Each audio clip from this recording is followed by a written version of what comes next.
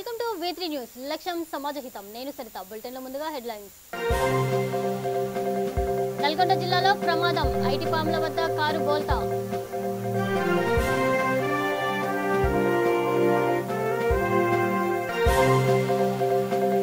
రహదారుల్ని బాగు కోసం సూర్యాపేట వాసుల వేడుకోలు. సిపిఎం ఆధ్వర్యంలో రాష్ట్ర రోకో.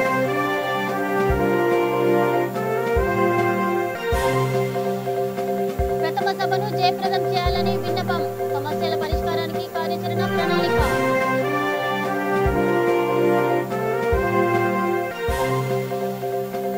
ప్రకృతికి దూరమైపోవడమే సమస్యన్న డాక్టర్ రవి. హోమియోతో రోగం శాశ్వతంగా నయమవుతుందని వెల్లడి.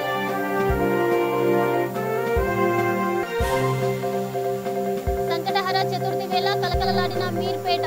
లక్ష్మీ గణపతి ఆలయంలో హోమం.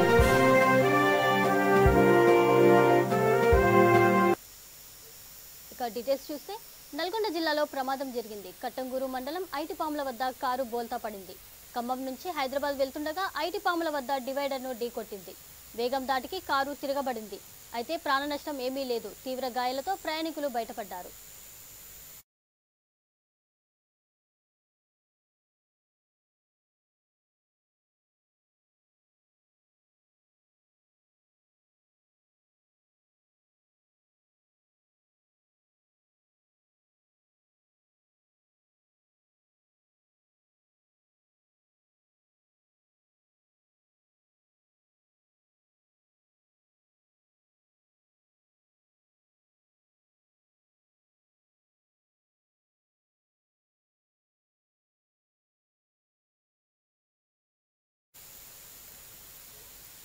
కుడకుడ ప్రాంతంలోని రహదారులను బాగు చేయాలని సూర్యాపేట వాసులు డిమాండ్ చేశారు. దుమ్ము ధూళి వల్ల ఆరోగ్యం దెబ్బతింటుందని, రహదారులు బాగు చేస్తే ఈ పరిస్థితి ఉండదన్నారు. సిపిఎం ఆధ్వర్యంలో రాస్తా రోకో నిర్వహించారు. సిపిఎం జిల్లా కమిటీ సభ్యులు కోట గోపి, బత్తుల వెంకన్న, ఉయ్యాల నగేష్, కంచుగట్ల శ్రీనివాస్, పిండిగ నాగమణి పాల్గొన్నారు. రోడ్ల పట్ల అధికారుల నిర్లక్ష్య వైఖరి, రోడ్ల పట్ల అధికారుల నిర్లక్ష్య వైఖరి కాపాడాలి. దుమ్ము ధూళి నుండి కుడకుడ ప్రజల ఆరోగ్యాలను చేయాలి. దుమ్ము రాకుండా వాటర్ పంపింగ్ ను చేయాలి. దుమ్ము రాకుండా వాటర్ పంపింగ్ ను కొట్టాలి. వాటర్ ను ప్రతిరోజు కొట్టాలి. వాటర్ ని 3 పూటల రోడ్డుపై దుమ్ము రాకుండా వాటర్ ని 3 పూటల కాపాడాలి. కుడకుడ ప్రజల ఆరోగ్యాలను కాపాడాలి. కుడకుడ ప్రజల ఆరోగ్యాలను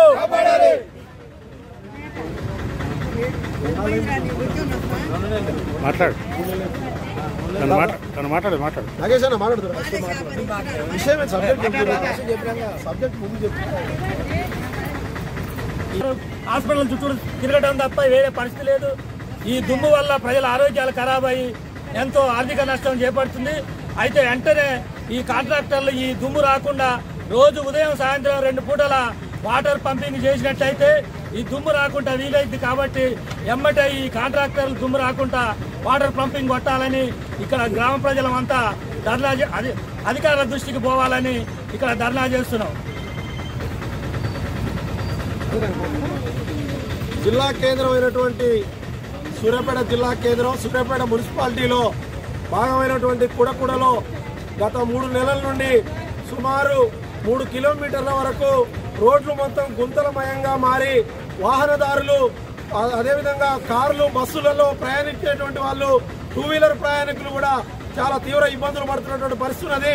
ఈ కుడకుడ కొత్త బస్టాండ్ యువతల నుంచి మొదలు పెడితే కుడకుడ చివరి వరకు మొత్తం రోడ్లన్నీ మొక్కల్లోకి గుంటలు నిలబడటం, వర్షాలు వచ్చినప్పుడు బురదమయంగా మారటం, దీనితోటి సూర్యాపేట, దంతాలపల్లి పోయేటటువంటి ప్రయాణికులు మొత్తం కూడా తీవ్ర ఇబ్బందులు పడుతున్నటువంటి పరిస్థితి గత 3 నెలల నుండి కొనసాగుతూ ఉన్నది.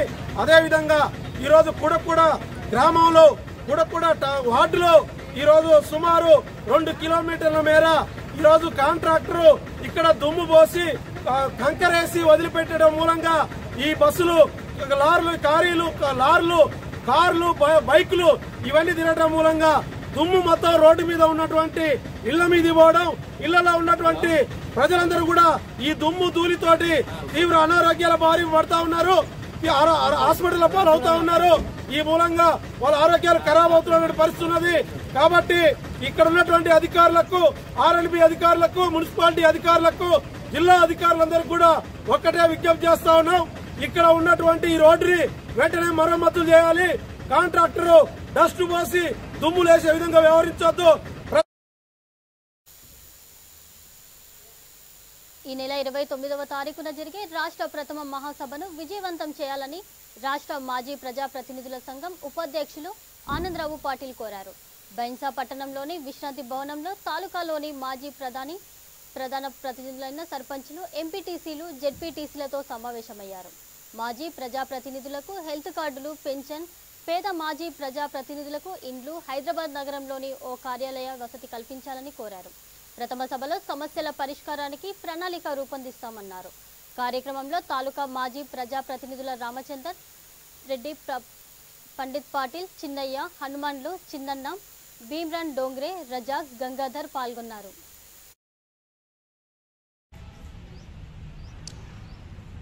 స్థానిక సంస్థల ప్రజాప్రతినిధుల మాజీ ప్రజాప్రతినిధుల సంఘం ఎంపీటీసీ, జెడ్పీటీసీ ఉంటారు. ప్రజల్లో అందుబాటులో ఉండి అన్ని కష్టంలో ఉండి అన్ని తిట్లు తినుకుంటా వాళ్ళ ప్రజలకు సేవ చేస్తూ ఉంటారు. మరి మళ్ళా బీద పరిస్థితి వాళ్ళు చాలా మంది 90% బీదోళ్ళే ఉంటారు. మరి వాళ్ళకు మరి పెన్షన్ 5,000 10,000 ఇవ్వటానికి మరి ప్రభుత్వానికి ఏ ప్రాబ్లం లేదు. మరి అది తప్పకుండా జరగాలని మేము అనుకుంటున్నాం. ఎందుకంటే వాళ్ళ చేతిలో ఉన్నది ఎమ్మెల్యే, ఎంపీ, ముఖ్యమంత్రి, ప్రధానమంత్రి శాలరీస్ ఉన్నది. వాళ్ళకు బిల్ పాస్ చేసుకుని వాళ్ళు చేసుకుంటారు. అలాగే మరి ఈ అన్నిట్ల పెద్ద సంఘం భారతదేశంలో ఈ పంచాయతీరాజ్ సంఘం అంటే చాలా పెద్దది. సర్పంచ్, ఎంపీటీ, జెడ్పీటీసీ అంటే 5 ఏళ్లకు అందరూ మాజీలు అయ్యేటోళ్ళే. మరి వీళ్ళకి సుఖ మరి రాజకీయంగా మున్సిపల్ ఈ రాజకీయంగా వీళ్ళతోనే మనం అన్ని రకాల మనం ఓట్లు తీసుకుంటాం. కాబట్టి అలా మరి మంచి చెడు సుఖ చూడాలని నేను ప్రభుత్వాన్ని చెప్తున్నా. మరి ఈరోజు అదే ఆలోచించి మరి మా రాష్ట్ర నాయకుడు శంకర్ గాడని జిల్లా రాష్ట్ర అధ్యక్షులు ఉన్నారు. మరి అదే కమిటీలో నేను ఉపాధ్యక్షుగా ఉన్నా. మరి ఈరోజు మేము 29 తారీఖు ప్రోగ్రాం సక్సెస్ చేయడానికి ఈ ప్రోగ్రాం చేస్తున్నాం. అక్కడ హైదరాబాద్ లో నాగారంలో సుఖ చాలా మంది పెద్దలు మాకు సాయం చేయడం జరిగింది. అక్కడ మున్సిపల్ చైర్మన్ కళ్యాణ మండపం గాని, భోజనం గాని అటువంటి అన్ని సౌకర్యాలు అక్కడ కలుగుతున్నాయి. పెద్దలు అక్కడ సహకారం చేస్తున్నారు. కాబట్టి ఇక్కడ నుంచి మనము ఓన్లీ ప్రోగ్రామ్ అటెండ్ కావడానికి పోవాలి. అక్కడ ప్రోగ్రామ్ లో మరి ఏమేమి నిర్ణయాలు అవుతాయో మరి ఆ నిర్ణయాలు మనకు 11 అంశాలు ఉన్నాయి. దాంట్లోకి వెళ్ళి చాలా అంశాలు మనకి ఇట్లా ఉన్నాయంటే హెల్త్ కార్డు, మనకు హెల్త్ కార్డు కంపల్సరీ అందరికి కావాలా. చాలా బీద మంది ఉన్నోళ్ళు వాళ్ళకు ఉన్నది డబుల్ బెడ్రూమ్ కావాలా. ఇట్లా చాలా విషయాలు ఉన్నాయి. అక్కడ ఆ సమావేశంలో అన్ని మాట్లాడడం జరుగుతుంది. మరి ఇక పోలింగ్ బూత్ దర్శనంలో భాగంగా బీజేపీ నేతలు గాజులపేటలో పర్యటించారు. ఈ సందర్భంగా జిల్లా ప్రధాన కార్యదర్శి రాజు మాట్లాడుతూ టీఆర్ఎస్ పరిపాలనలో ప్రజలు అష్టకష్టాలు పడుతున్నారని ఆరోపించారు. ఇల్లు లేని వారి సంఖ్య అసంఖ్యాకంగా ఉందన్నారు. మంత్రి ఇంద్రకరణ్ రెడ్డి ప్రజలను మాయ చేస్తున్నారంటూ మండిపడ్డారు. ఈ కార్యక్రమంలో గాదే విలాస్, కోరిపల్లి శ్రావణ్ రెడ్డి, మహేష్, విజయ్, రంజిత్ పాల్గొన్నారు.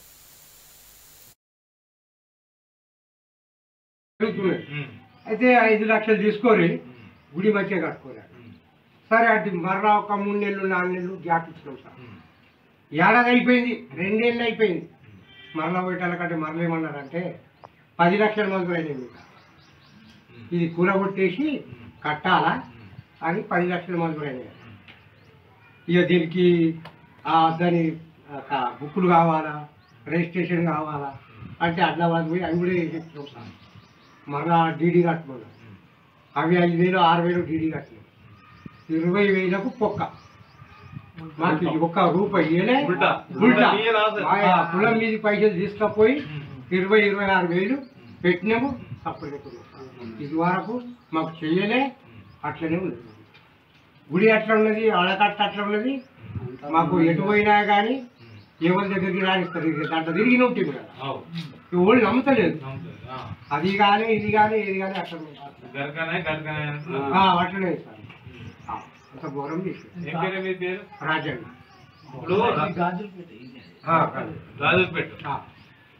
రాజన్న గారు మాట్లాడినటువంటి మాటలు మనకు అర్థమైంది. ఇప్పుడు ఉన్నటువంటి దేవాలయ శాఖ మంత్రి దేవుళ్ళకు సంబంధించినటువంటి దేవాలయాలు, మందిరాలు నిర్మాణం చేయడం కోసం దేవుడి యొక్క భూముల్ని కాపాడడం కోసం మంత్రి ఇంద్రకరణ్ రెడ్డి గారు ఉన్నారు. కానీ ఇప్పుడు ఉన్నటువంటి గాజులపేటలో ఈ దేవాలయం శంకరుని యొక్క దేవాలయం. ఈ దేవాలయం శిథిలావస్థలో ఉన్నది. దీనికి ఒకసారి 1,50,000 అన్నాడు, 2 లక్షలు అన్నాడు, 5 లక్షలు అన్నాడు, 10 లక్షలు అన్నాడు. ఇప్పటి వరకు 10 రూపాయలు కూడా ఇవ్వలే. ఉల్టా ఇలా 20,000 రూపాయలు కులం నుంచి అటు ఇటు తిప్పి 20,000 రూపాయలు నష్టపరిచింది. కానీ వీళ్ళకి మాత్రం 1 రూపాయి రాలేదు. కాబట్టి ఇదే మిగతా మతాలకు మాత్రం, మిగతా వాళ్ళకి మాత్రం ఇవాళ విచ్చలవిడిగా డెవలప్ అవుతున్నాయి. మరి హిందూ దేవాలయానికి ఏమొచ్చింది పరిస్థితి? ఇందులో ఏం పాపం చేశాం? ఇంద్రకరణ్ రెడ్డి గారు ఆలోచించండి. ఇక్కడ ఈ ఖచ్చితంగా వెంటనే వీళ్ళకు 10 లక్షల రూపాయలు మంజూరు చేస్తా అన్నారు. వెంటనే మంజూరు చేయాలా, లేకపోతే మేము పెద్ద ఎత్తున ఆందోళన. రాష్ట్ర మంత్రులను అవమానపరిచిన కేంద్ర మంత్రి పీయూష్ గోయల్ తక్షణమే క్షమాపణ చెప్పాలని ఖైరతాబాద్ ఎమ్మెల్యే దానం నాగేందర్ కోరారు. లేని పక్షంలో తెలంగాణ ప్రజలు బుద్ధి చెబుతారంటూ హెచ్చరించారు. తెలంగాణ ప్రజల తిరుగుబాటు ఏ విధంగా ఉంటుందో కేంద్ర మంత్రి తెలంగాణ గడ్డపై అడుగుపెట్టినప్పుడు చూపిస్తారన్నారు. క్రిస్మస్ పండుగను పురస్కరించుకొని రాష్ట్ర ప్రభుత్వం పంపిణీ కానుకల కిట్లను నారాయణగూడలోని బాప్టిస్ట్ చర్చిలో పంపిణీ చేశారు. ఎన్నికల అనంతరం దళిత బంధు నిలిపివేస్తారంటూ ప్రతిపక్షాలు దుష్ప్రచారం చేస్తారని విమర్శించారు.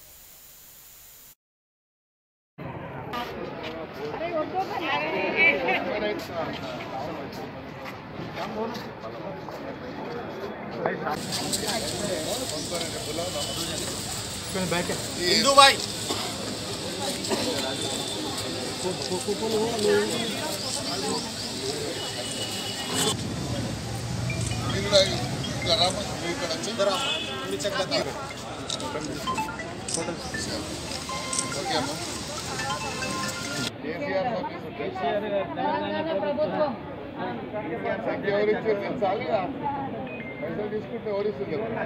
డబ్బులు ఉన్నాయి. అలాంటి వాళ్ళకు సీఎం కేసీఆర్ గారు ఒక దేవుళ్ళ లెక్క వాళ్ళకు బహుమతులు ఇస్తున్నారు. క్రిస్మస్కి మీరు కూడా కొత్త బట్టలు వేసుకోండి, సంతోషంగా ఉండండి, మీ పండుగ కూడా ఇంకా బాగా చేసుకోండి అనేసి ప్రతి ఒక్క పండుగ అనేది మతపరంగా ఏ పండుగ ఉన్నా కానీ వాళ్ళకి గిఫ్ట్ ఇచ్చి వాళ్ళకు చూస్తున్నారు. సీఎం కేసీఆర్ గారికి నేను ప్రత్యేక ధన్యవాదాలు తెలియజేస్తున్నాను. ఇవాళ బాప్టిస్ట్ చర్చ్లో ఇక్కడ కూడా క్రిస్మస్ గిఫ్ట్స్ ఇవ్వడం జరుగుతుంది. దానికి మన ఎమ్మెల్యే, స్థానిక ఎమ్మెల్యే గారు వచ్చారు. ఇక్కడ ఉన్న చర్చ్ అధికారులు కూడా అందరూ కలిసి ఇక్కడ నిరుపేదలకు క్రిస్మస్ గిఫ్ట్స్ ఇవ్వడం జరుగుతుంది. దానికి నేను కేటీఆర్ సార్ గారికి, సీఎం కేసీఆర్ గారికి ధన్యవాదాలు తెలియజేస్తాను. జై కేసీఆర్, జై కేటీఆర్.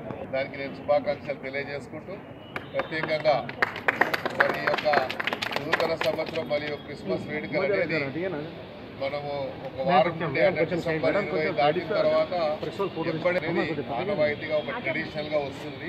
అందులో భాగంగా ఈ యొక్క చర్చ్ ప్రిమిసెస్లో నాతో పాటు మన స్థానిక మాజీ కార్పొరేటర్ హేమలత యాదవ్ గారు ఎంతో ఉత్సాహంగా గతంలో పనిచేసి ఇక్కడ ఉన్నటువంటి స్థానిక ప్రజలతో మమేకమై పనిచేసినటువంటి హేమలత యాదవ్ గారు, అదేవిధంగా డివిజన్ అధ్యక్షులు యాదగిరి గారు, డివిజన్లో ఉన్నటువంటి కార్యవర్గ సభ్యులందరికీ మరి అశోక్ గారు కానీ, ప్రభాకర్ గారు కానీ, గణేష్ గారు కానీ, శ్రీకాంత్ గారు కానీ, నందు గారు కానీ, బాలకిషన్ గారు, యత్రాజ్ గారు, సర్ఫరాజ్ గారు, అదేవిధంగా బజరంగ్ గారు, యశ్వంత్ గారు కానీ, మరి అన్ని కులాలు అన్ని మతాల వారు కలిసి సామరస్యంగా ఉండాలని, ఎవరి మీద దాడులు చేసినా కూడా సహించమని ముఖ్యమంత్రి గారే మరి నిన్న ఎల్బీ స్టేడియంలో జరిగినటువంటి క్రిస్మస్ వేడుకల్లో భాగంగా ముఖ్యమంత్రి గారు చెప్పడం జరిగింది. అందుకనే ఈ రాష్ట్రంలో అందరూ కూడా సుభిష్టంగా ఉండాలి, సంతోషంగా ఉండాలనేది ముఖ్యమంత్రి గారి ధ్యేయం. అందుకని ఏ పండుగ జరిగినా కూడా ఘనంగా జరుపుకోవాలని ప్రతి పండుగకు కూడా రాష్ట్ర ప్రభుత్వం నుండి ఇంత పెద్ద ఎత్తున మరి అందరికి కూడా మరి బట్టలు పంపిణీ విషయంలో కానివ్వండి, గిఫ్ట్ల విషయంలో కానీ ఇవన్నీ కూడా ఇస్తూ ఉన్నాం. అందుకని ఇక్కడ ఈ కార్యక్రమంలో మాతో పాటు వచ్చినటువంటి ఈ యొక్క బాప్టిస్ట్ చర్చ్కు సంబంధించిన పెద్దలందరూ ప్రకృతికి మనిషి దూరం అయిపోయినందువల్లనే వైరస్లు దాడి చేస్తున్నాయని హోమియోపతి డాక్టర్ రవివర్మ చెప్పారు. పొద్దున 8:30 గంటలకే పిల్లలు బడికిపోవడం, 10 గంటలకల్లా పెద్దలు తమ తమ కార్యాలయాలకు చేరుకుంటారని, అందువల్ల వారికి సూర్యరశ్మికి దూరం అవుతున్నారని అన్నారు. వనస్థలిపురం రెడ్ ట్యాంక్ సమీపంలోని తన కార్యాలయంలో కరోనా, ఓమిక్రాన్ వైరస్ల గురించి మాట్లాడుతూ ఈ కారణంగానే వ్యాధి నిరోధక శక్తి తగ్గిపోతుందని, తత్ఫలితంగానే వైరస్లు దాడి చేస్తున్నాయన్నారు. హోమియోపతి సకల రోగ నివారిణి అని చెప్పారు. హోమియో ఔషధాలు వాడితే కొద్దిగా ఆలస్యమైన రోగం శాశ్వతంగా నయమవుతుందని చెప్పారు. అన్ని రోగాలకి కూడా మందులు ఉంటాయి. మోస్ట్లీ ఎక్కువ మంది దేని గురించి వాడతారంటే sinus, allergies, skin problem, asthma, gastric problem, constipation, migraine హెడేక్స్కి ఎక్కువ మంది వాడతారు. ఎందుకంటే ఇది క్రానిక్ రోగాలు. చాలా రోజుల మన బాడీలో ఉండిపోతాయి. దీనికి ఎల్లోపతిలో ఏమిటంటే సప్రెసివ్ ట్రీట్మెంట్ ఇస్తుంది. వచ్చినప్పుడు దానికి ఆపడానికి మందులు ఉంటాయి. కానీ క్యూర్ అవ్వాలంటే హోమియోపతి మందు వాడతాం. ఎలాగ ఇంగ్లీష్ మందులో ఎలాగ ఉపయోగం ఎమర్జెన్సీకి ఉపయోగం అవుతుంది, అలాగే క్రానిక్ గురించి హోమియోపతికి మంచిగా పనిచేస్తే. దానికంటే వంశపారంపర్యంగా వచ్చాయా? వంశపారంపర్యం అంటే జెనెటిక్లో ఏముంటుంది అంటే మన బాడీలో ఒక జీన్లో ఒక డిఫెక్ట్ రాసి ఉంటుంది. అది ఎవరికైనా యాన్సిస్టర్స్ మనం వచ్చి పూర్వీకుల నుంచి వచ్చి వేరే కూడా వెళ్ళొచ్చండి. అలాంటి రోగాలకి ఇది చాలా లోతుబడి జీన్స్లో డిఫెక్ట్ ఉంటుంది. అది హోమియోపతి మందు అంటే అంత లోన వారికి వెళ్ళి ఆ రోగంకి అది దాని మన సిమ్టమ్ వైజ్ కాన్స్టిట్యూషన్ అంటే బాడీ అపియరెన్స్ ఇవన్నీ కాన్స్టిట్యూషనల్ రెమెడీ అంటారు. ఒక మనిషి యొక్క తత్వము, ఒక మనిషికి మనిషి వేరే ఉంటారు. ఆ తత్వాలు మనస్తత్వాలు వేరే ఉంటాయి, బాడీ డిఫెన్సివ్ పవర్ వేరే ఉంటుంది. అలాంటివన్నీ ఒక సెలెక్షన్ చేస్తాం మెడిసిన్ మనస్తత్వం బట్టి, బాడీ అపియరెన్స్ బట్టి, సిమ్టమ్స్ బట్టి అపియర్ చేసి ఆ జెనెటిక్ లెవెల్ వరకు ఈ హోమియోపతి పనిచేస్తుంది. అందుకే దీనికి క్యూరేటివ్ మెడిసిన్ అంటారు. క్యూర్ చేస్తుంది, రోగంకి బాగు చేస్తుంది, సప్రెస్ చేస్తుంది. దీన్ని బాగు చేయడానికి హోమియోపతి కొంచెం టైం పడుతుంది, కానీ రోగాలు కూడా టోటల్ క్యూర్ అవుతాయి. ఇప్పుడు వచ్చిన వైరస్ అంటే వైరస్ ఎప్పుడు లేదని లేదు. గబ్బిలాలు మన పూర్వం నుంచి ఉన్న గబ్బిలాలు చెట్ల కింద మనం చిన్నప్పుడు ఆడుకున్నాం. కానీ ఇప్పుడే ఎందుకు మనకి ఈ రోగం బయటకు వచ్చింది అంటే మనుషుల్లో ఇమ్యూనిటీ పవర్ తగ్గిపోయింది. ఇమ్యూనిటీ పవర్ ఎందుకు తగ్గిపోయిందంటే స్కూల్ పద్ధతులు. స్కూల్ టోటల్ 8 గంటలకు స్టార్ట్ చేస్తున్నారు, ఆఫీసులు 10 గంటలు స్టార్ట్ చేస్తున్నారు. దాంట్లో ladies Saint on school website ద్వారా ఆన్లైన్ క్లాసులోకి చొరబడి వ్యక్తిపై కేసు నమోదైంది. ఈ మేరకు పేట్ బషీరాబాద్ పోలీసులు కేసు నమోదు చేశారు. సెయింట్ ఆన్స్ కార్పొరేటర్ స్కూల్ 7వ తరగతి ఆన్లైన్ లింక్ను డౌన్లోడ్ చేసుకున్న గుర్తు తెలియని వ్యక్తి క్లాసు జరుగుతున్న సమయంలో ఇస్లాం జిందాబాద్ అంటూ నినదించాడు. అంతేకాకుండా టీచర్ని దుర్భాషలాడాడు. ఆ వ్యక్తిని సమూహం నుంచి తొలగించారు. ఈ వ్యవహారాన్ని తీవ్రంగా పరిగణించిన పాఠశాల యాజమాన్యం పోలీసులకు ఫిర్యాదు చేసింది. కేసు దర్యాప్తులో ఉంది.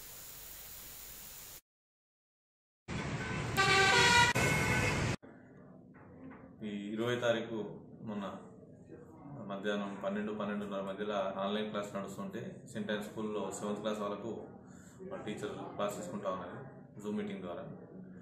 దాంతో ఇంటర్నెట్ ద్వారా ఒక గుర్తు తెలియని వ్యక్తి ఆ క్లాస్లోకి ఇంటర్నెట్ వీళ్ళ జరుగుతున్న క్లాస్లోకి చొరబడి ఆ క్లాస్ని డిస్టర్బ్ చేసి కొన్ని గుర్తు తెలియని స్లోగన్స్ ఇవ్వడం జరిగింది.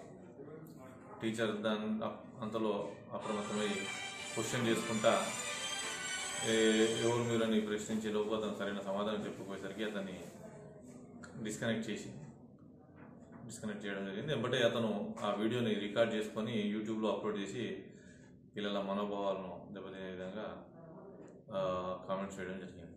దాంతో వాళ్ళు నిన్న స్కూల్ సంబంధించిన టీచర్స్ నిన్న కంప్లైంట్ చేయడం జరిగింది. దాని మీద కేసు నమోదు చేసి దర్యాప్తు చేస్తున్నాం.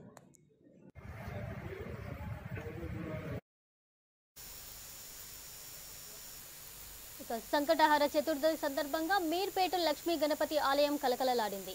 తొలుత గణనాథుడికి అభిషేకం చేశారు. అనంతరం లక్ష్మీ గణపతి హోమం చేశారు. ఈ కార్యక్రమంలో భక్తులు, స్థానికులు, ఆలయ నిర్వాహకులు పెద్ద సంఖ్యలో పాల్గొన్నారు.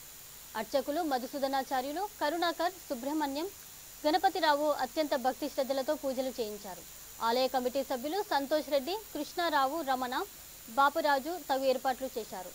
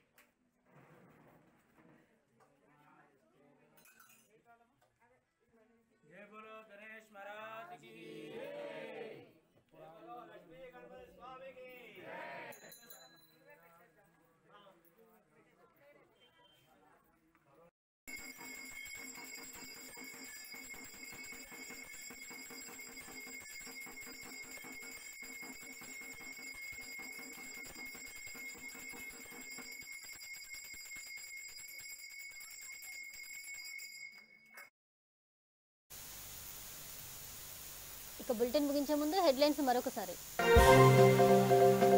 నల్గొండ జిల్లాలో ప్రమాదం, ఐటీ పాముల వద్ద కారు బోల్తా.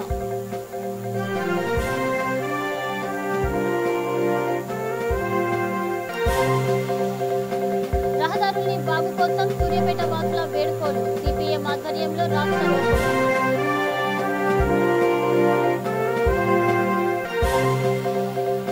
ప్రథమ సభను జయప్రదం చేయాలని విన్నపం, సమస్యల పరిష్కారానికి కార్యాచరణ ప్రణాళిక.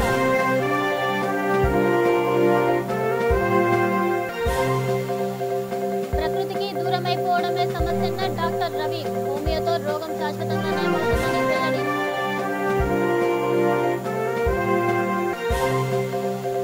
సంకటహర చతుర్థి వేళ కలకలలాడిన మీర్పేట, లక్ష్మీ గణపతి ఆలయంలో హోమం.